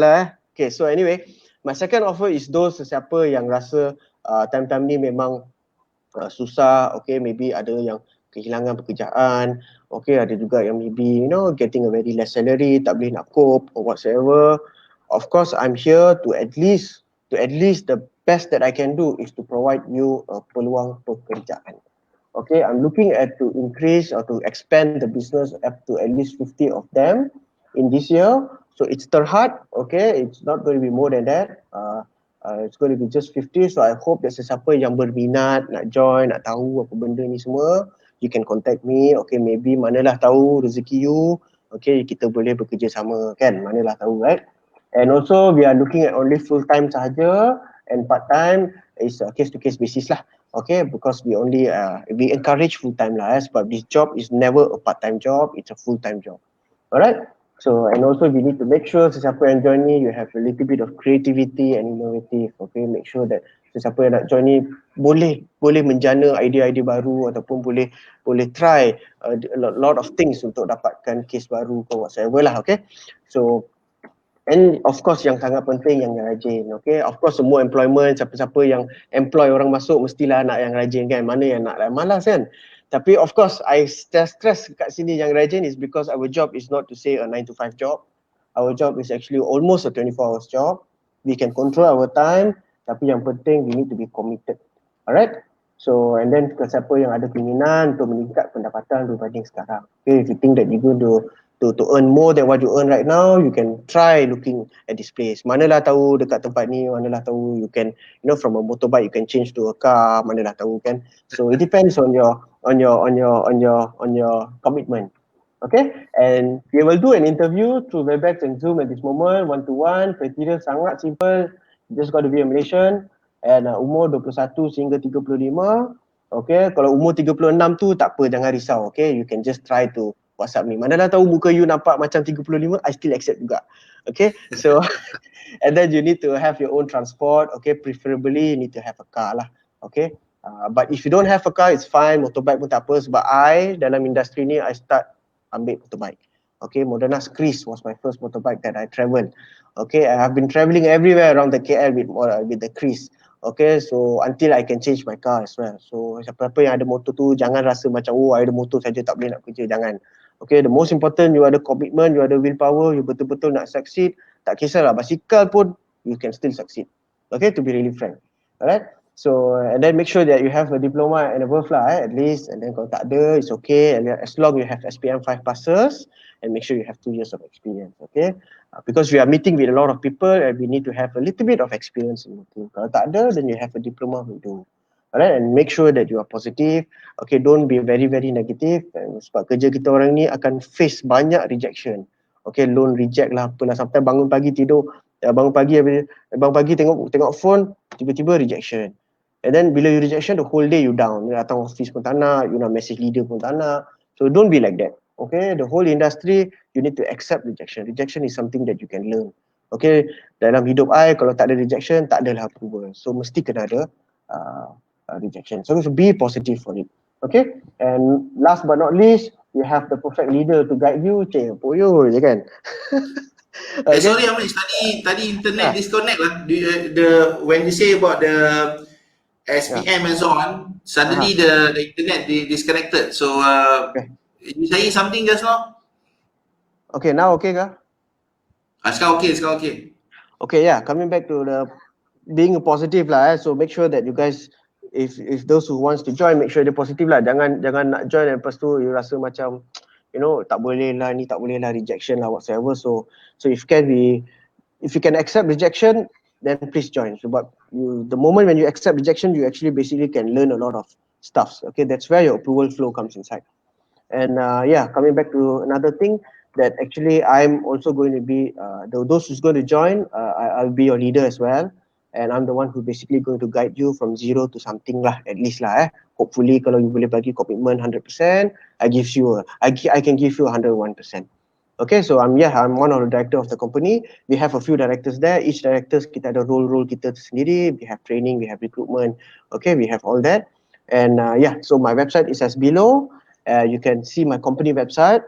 Okay, but if you're going to join me personally under my direct team, you please PM me personally with my phone number, ataupun you can email me anything, your resume or whatsoever. That's all for today. I had a very good session with you guys. So Zaidi, anything back to you? Thank you very much, bro. So terima kasih banyak-banyak because coming this morning, so sharing your experience, sharing with the rest of the penonton and others, you know. So thank you sekali lagi untuk bagi some opportunity, you know, peluang, terutama bagi sekarang ni bagi mereka yang terkesan. Dan peluang ni terbuka pada semua. Kalau siapa yang menonton ni rasa tak terkesan, tak apa, okay, tapi boleh bagi tahu orang lain. Okay, yang mana you tahu yang terkesan, yang memerlukan pekerjaan dan so on, perlukan bimbingan, boleh join Tuan Amrish dan syarikat beliau, sebab ini adalah industri yang sedang berkembang. Okay, seperti mana berkembangnya rakyat Malaysia. Dalam masa 7 bulan lagi kita expected akan ada rakyat Malaysia yang baru-baru. Okay, kan biasalah during the lockdown banyak benda aktiviti yang boleh buat kan. So kita expected 7-8 bulan lagi, itulah dia, selamat datang ke Malaysia. So berkembangnya rakyat Malaysia, begitu jugalah berkembangnya pasaran hartanah dan sebagainya. Jadi servis-servis atau perkhidmatan macam ni diperlukan akan datang, insyaAllah. So thank you very much bro for coming by. So last shout out kepada mereka yang nak dapatkan buku Forensik Kewangan saya yang seperti yang tertera di skrin anda dekat bawah tu. Okay, nak dapatkan secara percuma, tolong share video ni, tolong tag kawan-kawan banyak-banyak, screenshot, letak di ruangan komen. Admin saya akan pilih pemenang yang bertuah. Okay, so untuk itu terima kasih sekali lagi bro. So yeah, thank you again, Tuan Zaidi, for basically inviting me for this session. I hope that through this session, ramai orang dapat at least get a little bit of information. And please stay touch with us. Maybe sebab kita boleh bagi information yang terkini. And again, thank you so much for your time to spend the nearly 2 hours with us. And I really appreciate that so much. And I'm very humbled to be invited again for this live session. And last but not least, please, most important, take care of your financial portfolio. Yang mana ada business, please declare your tax. Yang mana tak ada documents, please adakan dia punya documents. Okay, yang mana tak contribute EPF, please contribute the EPF. All these are very essential. Benda-benda ni semua penting. So please do the basic needs, and that's what is going to make your journey much more smoother untuk kita apply loan. Okay, so thank you so much again. I'm so happy to see all of you all. Selamat berpuasa, and Raya is all the way. And selamat Hari Raya Aidilfitri as well. Okay, maaf Zahir batin. Alright, thanks bro. Okay, bagi mereka yang nak dapatkan masuk ke grup Telegram dan channel Telegram, saya dah letakkan deskripsi di kawasan description video ni. So lepas habis tengok live ni boleh klik dan join je, boleh tengok description video. Okay, untuk itu saya ucapkan terima kasih kepada semua kerana menghadiri. Kita jumpa untuk sesi akan datang, insyaAllah minggu depan dah raya, so definitely bukan minggu depan, mungkin seminggu selepas raya kita akan ada sesi lagi. Untuk itu, Assalamualaikum warahmatullahi wabarakatuh. Wabillahi taufiq wal hidayah. Kita jumpa lagi akan datang. Bye. Alright, bye.